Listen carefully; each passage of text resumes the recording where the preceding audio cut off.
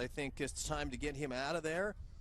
He got some pitches in, was not effective in this one, and I think you're going to see David Ramos come in to give him a different look. He's a lefty, and for Sanchez, it just didn't happen. Could be a little arm fatigue, could be a lot of things. Threw the ball well, threw a lot.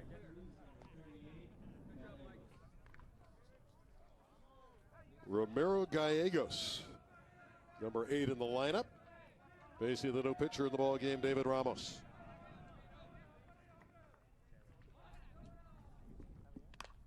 First ball swinging. Lifts this one on the infield. Infield fly rule is called as Dominguez puts it away. 1 down. First out of the inning after 7 had reached in a row. A lot of times when a hitter comes up against a new pitcher, someone will tell him, why don't you take the first pitch? Let's see if this guy can throw a strike. You know it's going to be a strike. The counter to that is, hey, he's going to be throwing a fastball right down the middle to come in. If you like it, if it's in your hitting zone, take a shot, and that's what happened. But a pop-up with the bases loaded, not very productive. Here's Gus Niabla, the coach's son, 17 years of age. The other one hit in the air. Right side, great diving catch by the second baseman. What a play there. That was not easy, but going over to get it was Polo Gilo Madrid. What a one-handed grab. It's a great play. What I would have liked to seen is the runner on third be ready to tag up. If the ball drops in, he's going to run home anyway. And on a blooper like that, watch this.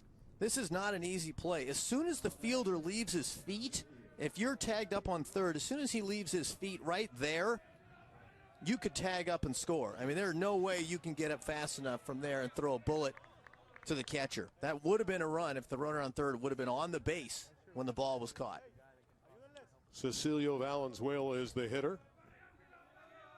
What a job by Ramos. He's come in and quickly gotten 2 outs. So Santa Cruz from Tijuana, 4 quick runs, had the bases loaded, knocking Jason Sanchez out of the game. David Ramos has come in and gotten 2 outs and trying to get a third here. And a nice off-speed delivery.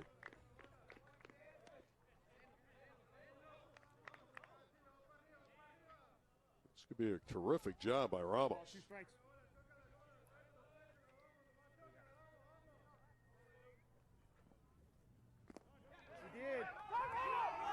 All he has to do is step right there. That's it. Bases were full, so yep, no play there.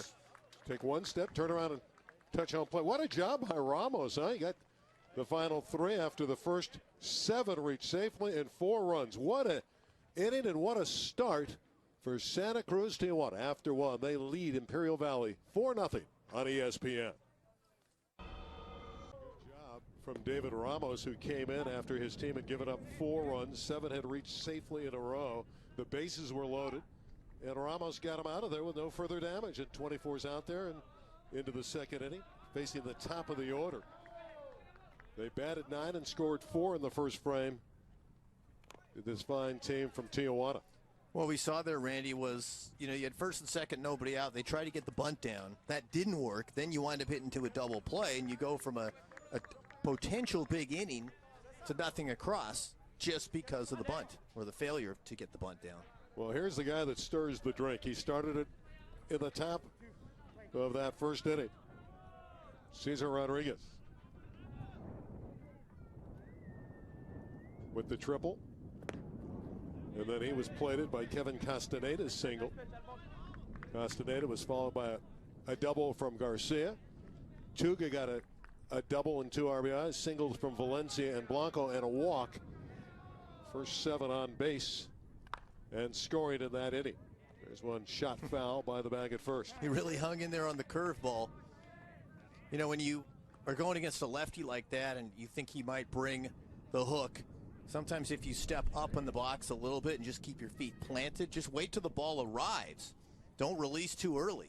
And just throw your hands at it. That's exactly what he did. He just missed a double by a few feet. Is that a trick? Well, Rodriguez has a very quick bat. Guy who starts rallies, and that's exactly what he did for Santa Cruz to begin the ball game.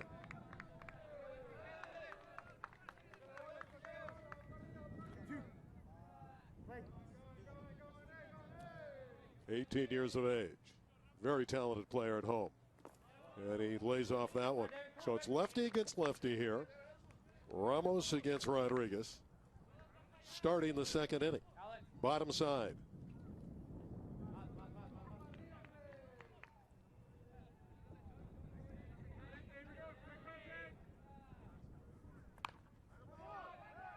Nearly had another extra base hit. Missed it by 2 feet. But what I like about Rodriguez, Randy, when he's standing up there, and you see this at all levels, especially a lefty against a lefty, is you have to keep your knees and you have to keep your stance in there. And that's what he's doing. He's waiting on the ball. You know, you might get hit once in a while, but really what you want to do is just wait in there and wait until the ball gets into your hitting zone and then just pull it. That's exactly what he's done twice. He's missed. Probably work him away here. Well, he didn't miss there. Another hit. 2 for 2. A triple and a single for Cecil. And that's just great hitting. Winner into the finals. Castaneda showing bunt. I think the key is showing in that case. He had that dribbler off the pitcher's glove, off Sanchez's glove in the first, and got an RBI out of that. And he's a guy that's 10 for 16 at the Cecil Fielder Elite World Series.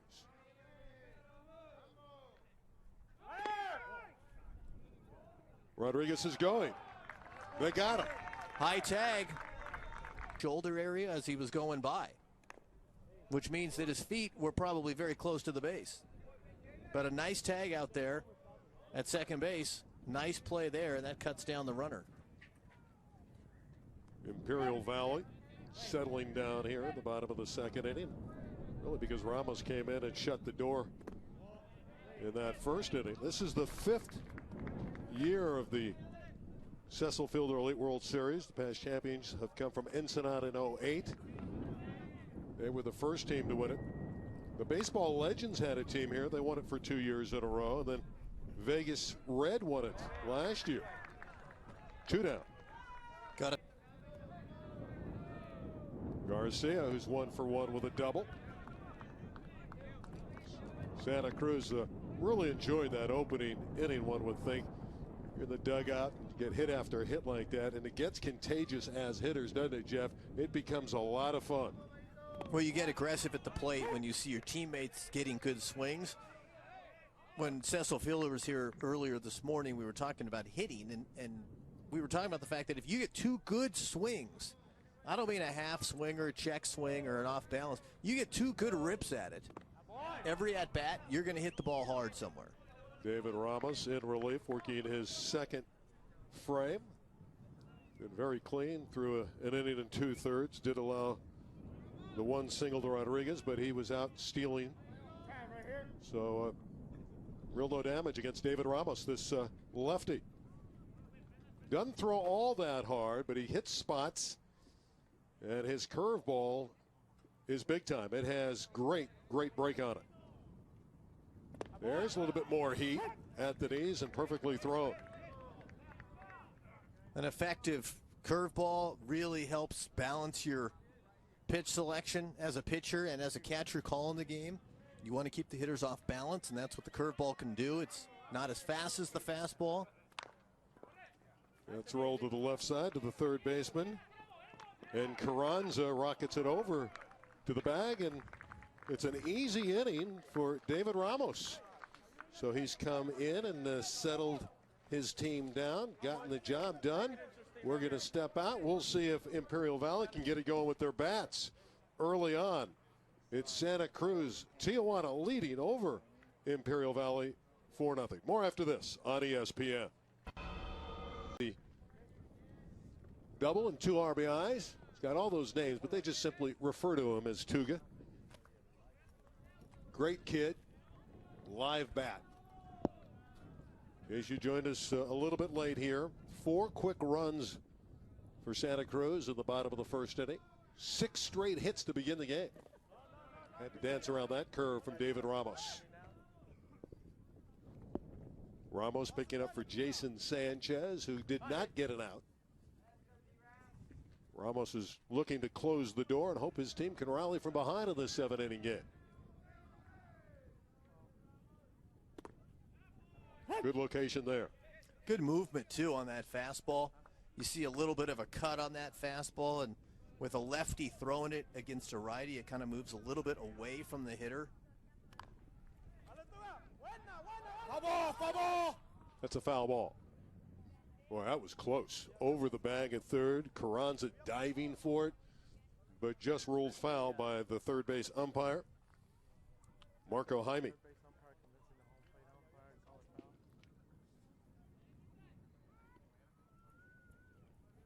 Love that number 88. Just a recognizable figure is Villavazzo. Lays off that curve that was way off the plate.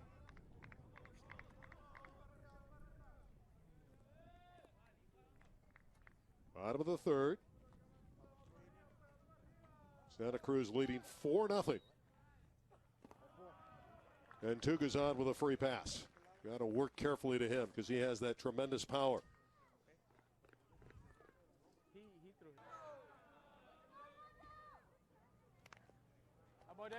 Cues the first one foul. I think every pitcher pitches differently with the runner on base. Not every pitcher will pitch out at the stretch with a 4-run lead and runner on first. But what that does is give you a little better opportunity. And I also don't think we're going to see a sacrifice here. Well, Valencia, very confident hitter, lifts that one into the sky into shallow center field, but center fielder's going to give way, and diving to make the grab is Covarrubias. What a great catch. Covarrubias with a splendid sliding grab. It's hit high enough, there was time, but it seems to me the center fielder might have had a better angle at that. Now they got him picked off. And Valencia. Wait a minute. Made it. He's safe. I don't know about that. I thought maybe they called a balk. And another opportunity for Santa Cruz to score. Valencia out at second base. Waving at that one was Luis Blanco.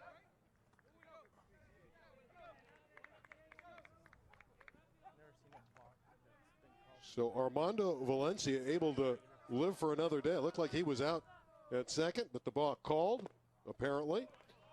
And he's out there waiting to be picked up. A swing and a miss on the hook by Luis Blanco. Facing David Ramos, who's done a nice job for Imperial Valley. Another good pitch and a strikeout of Blanco. And they're 2-1. I know Mike Deneau was looking for a ruling on that last play. Here's a ball hit to shortstop, and after this inning, we'll get that ruling as Rodriguez is thrown out by Alex Dominguez.